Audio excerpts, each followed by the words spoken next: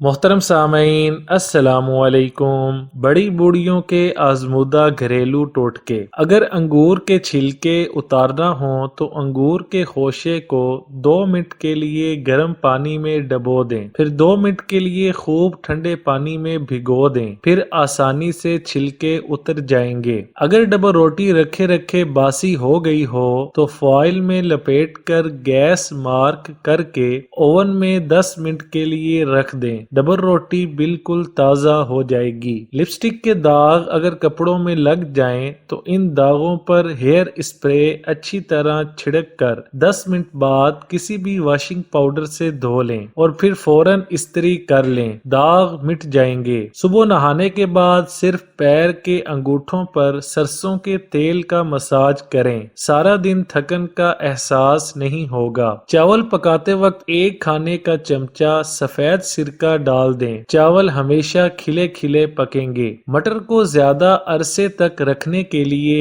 اس کے دانے نکال کر فریز کر لیجئے اور 12 مہینے مٹر کے مزے لیں۔ کرسٹل کے برتن دھونے کے لیے پانی میں سفید سرکہ اور واشنگ پاؤڈر ملا کر برتن کو ڈبو کر کسی ٹوتھ برش کی مدد سے صاف کریں، برتن چمک اٹھیں گے۔ چائے کے خالی ٹی بیگ آنکھوں پر رکھنے سے آنکھوں کی تھکن دور ہو جاتی ہے۔ ہینگ کا استعمال کھانوں میں نہ صرف ذائقہ لاتا ہے بلکہ یہ ہاضمے کے لیے بھی مفید ہے۔ سبزیاں پکاتے وقت پکنے کے دوران آدھا چمچہ سرکہ ڈالنے سے سبزیوں کا رنگ قائم رہتا ہے۔ روٹی پکانے سے پہلے آٹے کو آدھ گھنٹہ کے لیے ڈھانک کر رکھ دیں، اس طرح آٹا صحیح رہتا ہے اور اس کے پیڑے خراب نہیں ہوتے۔ آنکھوں میں روزانہ رات کو سرما لگانے سے آنکھوں کی بینائی تیز ہو جاتی ہے۔ اگر نالیاں بند ہو جائیں تو تیزاب ڈال کر کچھ دیر کے لیے چھوڑ دیں، تمام بند نالیاں کھل جائیں گی۔ اگر آپ کو قے آ رہی ہو تو 2-3 چھوٹی الائچی چبا لیں، قے بند ہو جائے گی۔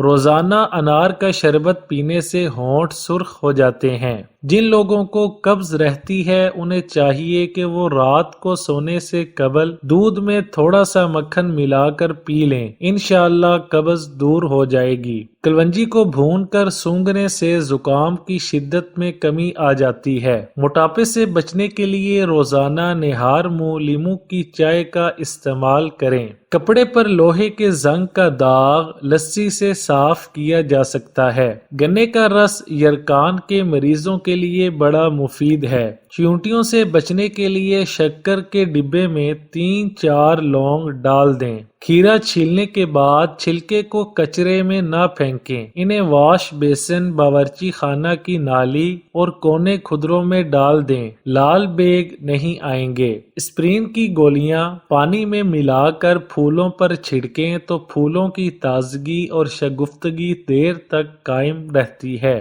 مچھلی پکائی جائے تو پورے کچن میں اس کی بو پھیلتی جاتی ہے۔ کسی برتن میں ابلے ہوئے پانی میں 3 سے 4 ٹی اسپون سرکہ ڈال کر باورچی خانے میں رکھ دیں تو بو ختم ہو جاتی ہے۔ بھنڈیوں کو پکاتے یا ابالتے وقت ان پر اگر لیموں کے چند قطرے یا 2 ٹی اسپون املی کا پانی ملا دیں تو ان کی نرمی پکنے کے بعد بھی برقرار رہتی ہے۔ پھول گوبھی کی رنگت کو پکانے کے دوران بھی برقرار رکھا جا سکتا ہے۔ اس کے لیے آپ یہ کریں کہ پکاتے وقت اس میں لیموں کا چھلکا ڈال دیں۔ کچا کیلا کاٹنے کے بعد اگر کچھ بچ جائے تو اسے کالا ہونے سے بچانے کے لیے دہی کا پانی اس پر چھڑک دیں، سیاہی مائل نہیں ہو پائے گا۔ کیک کو بیکنگ ٹرے میں ڈالنے سے قبل اس پر چکنائی لگا دیتے ہیں۔ اگر چکنائی لگانے سے پہلے ٹرے میں خشک آٹے کو چھڑک دیں تو بعد میں کیک آسانی سے ٹوٹے بغیر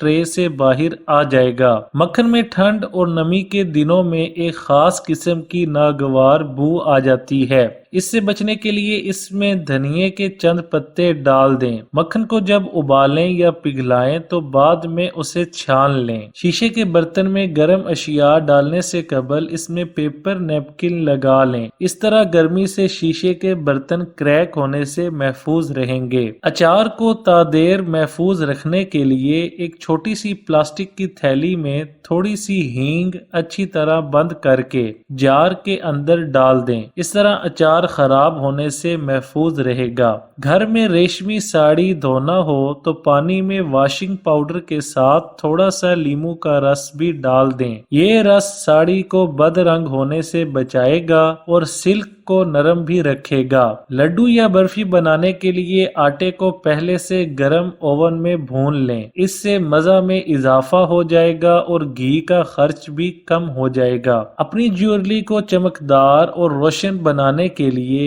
انہیں ابلے ہوئے آملہ اور ریٹھا کے پاؤڈر میں 1 گھنٹے کے لیے چھوڑ دیں۔ اس کے بعد کسی پرانے ٹوتھ برش سے انہیں گرم پانی میں دھو لیں۔ گندی اور تھکی ہوئی آنکھوں کو صاف کرنے کے لیے نیم گرم پانی میں آدھا ٹی اسپون بورک پاؤڈر ملائیں۔ کاٹن کی گیند سی بنائیں، اسے پانی میں بھگوئیں اور آنکھیں صاف کریں۔ پرانے دوپٹوں کو پھینکنے کی ضرورت نہیں۔ 3 پرانے دوپٹوں کو اس طرح گوندھ لیں جیسے بالوں میں چوٹی گوندھتے ہیں۔ اس طرح کے 3 سیٹ بنا کر انہیں جوڑ لیں، خوبصورت اور رنگ پوش کے طور پر کام دیں گے۔ پنیر سے بنی ہوئی اشیاء میں اگر تھوڑا سا سرسوں شامل کر لیا جائے تو کھانے کی خوشبو میں اضافہ ہو جاتا ہے۔ روٹی بیلتے وقت چاروں طرف یکساں دباؤ ڈالیں، ورنہ پکاتے وقت روٹی اس جگہ سے کچی رہ جائے گی جہاں دباؤ کم پڑے گا۔ سر درد اور کھچاؤ کی تکلیف سے نجات کے لیے آپ زیادہ سے زیادہ مچھلی کھائیں، کیونکہ مچھلی کے تیل میں درد سے نجات دینے کی صلاحیت ہوتی ہے۔ اس کے علاوہ ادرک کا استعمال بھی درد میں فائدہ مند رہتا ہے۔ اگر آپ کو نیند نہ آنے کی شکایت ہو تو شہد کو بطور ٹرنکولائزر استعمال کریں۔ شہد کے استعمال کی بدولت آپ کو نیند جلدی آ جائے گی۔ ٹماٹر کھانے سے قبض کی شکایت دور ہوتی ہے اور آنتوں کو فائدہ ہوتا ہے۔ جسم میں مرض کا مقابلہ کرنے کی قوت بڑھتی ہے، دانتوں کی حفاظت کرتا ہے۔ کھانسی، نزلہ، زکام میں اس سے پرہیز کرنا چاہیے۔